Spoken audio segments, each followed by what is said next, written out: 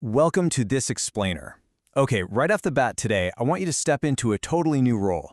Think of me as your professional nutritionist guiding our amazing Silver Sage community, but the title you need to adopt for yourself, right now, is Executive Manager. And no, not of a company, but of your own biology. We're going to dive into the exact tools and daily routines you need to manage your health with absolute precision, vitality, and honestly, a ton of confidence. So today's explainer is really designed as a structured tutorial. We are going way beyond just, generic health advice. We're focusing strictly on practical kitchen adjustments and actionable everyday steps. The whole goal here is to empower you, our Silver Sage community, to take true executive control over the aging process. We're going to turn your everyday meals into a literal prescription for longevity. All right, here is our quick curriculum for today. We'll start by decoding the SHIFA Index, audit your kitchen pantry, structure your daily meals, set up a tracking dashboard, and wrap up with some really cool movement and calming techniques. Let's get to it.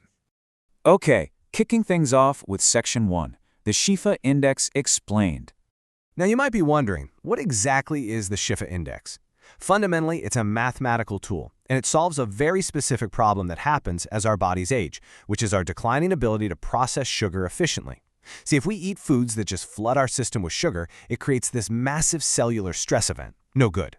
So think of this index as your own metabolic dashboard. It shows us exactly how to predict and, more importantly, prevent those chaotic blood sugar spikes before they even happen. Take a look at the math of vitality right here. The formula basically multiplies a food's calories by its glycemic index and then divides all of that by protein and fiber. And here is the aha moment. Because protein and fiber are at the bottom of that equation, the more of them you have, the lower your final score is. This mathematically proves that protein and fiber act as your biological brakes. They literally slow down digestion and stabilize your bloodstream. How cool is that? Moving right along to Section 2, auditing your kitchen pantry. Think of this as your simple audit list to label your pantry staples. We're categorizing foods just like a traffic light. The green zone includes foods like dals, paneer, and eggs. These are incredibly dense in those biological breaks we just talked about, giving you steady, long-burning energy. The yellow zone holds things like brown rice and oats. They give good energy, but your body definitely has to work a bit harder to process them. And then the red zone. This features white bread, sweets, stuff that causes a rapid sugar flood. So, as the executive manager of your health, your primary task today is to build a 7-day menu using staples strictly from that green zone to form an unshakable metabolic foundation. But listen, you absolutely do not have to banish yellow zone foods entirely. It's really all about strategic food combining. If you eat, say, brown rice all by itself, you're going to get a moderate sugar spike. But if you pair that rice heavily with a green zone buffer, like palak paneer or maybe some grilled fish, well, the protein and fiber in that meal physically protect your blood sugar. It's a total game changer.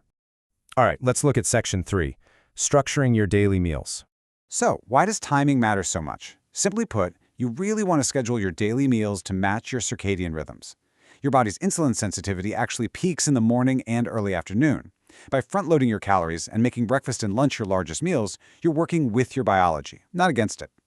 Then, having a light dinner about 3 hours before sleep ensures your digestive system is properly powered down. That way, your brain and body can actually enter repair mode overnight.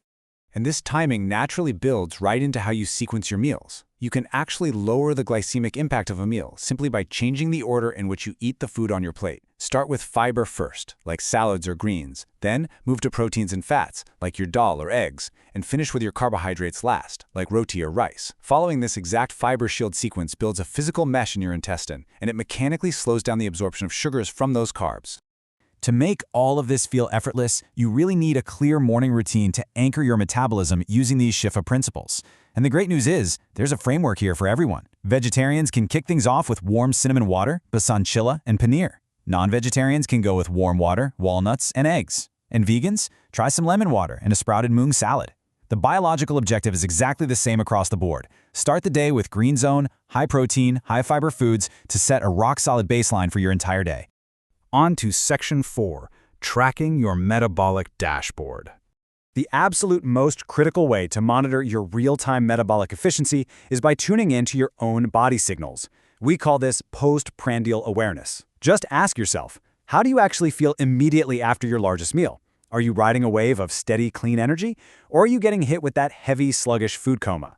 That sluggish feeling isn't just you being tired, it's a direct physical signal that your blood sugar spiked and your insulin is working overtime trying to clean it up. To truly master this awareness, we recommend using a weekly audit checklist. Over the next 7 days, log your food choices right against your post-meal energy levels using a simple tracking table like this. It creates this incredibly powerful personalized feedback loop. It shifts you from just blindly following some diet rules to actively observing exactly how your unique biology responds to different meals. And hey, you do not need a complicated, expensive app to do this. You can use the simplest tool you already have, your smartphone's voice assistant. Just press the microphone button and dictate a quick note, like, hey, today for lunch I had 2 eggs and dal. That's it. At the end of the week, you just quickly review these voice notes to make sure you're consistently hitting your protein and fiber targets. It removes all the friction of manual data entry. Finally, let's look at Section 5, Movement and Calming Mechanisms. Now, please always consult your physician before starting any new physical routines. But once you're cleared, daily muscle activation is vital. Simple movements like wall push-ups, one-legged balancing, and chair squats act as massive glucose sinks. It is honestly incredible how fast they work. When you do a simple chair squat, you literally force sugar out of your bloodstream and into the muscle to be used for energy. It's a phenomenal way to naturally boost your glucose management.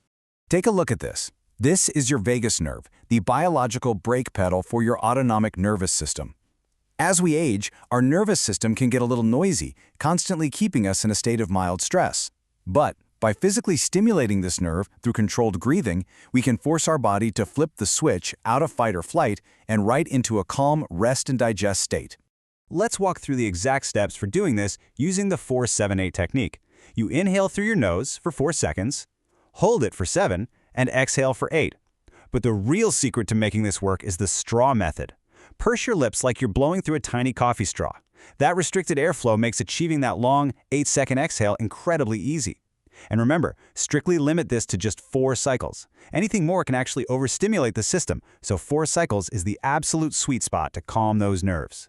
Which brings us to a beautiful final thought from Carl Jung. The afternoon of life must also have a significance of its own and cannot be merely a pitiful appendage to life's morning. By auditing your pantry, sequencing your meals, and utilizing your glucose sinks, you are doing exactly that. You are actively managing the masterpiece of your health.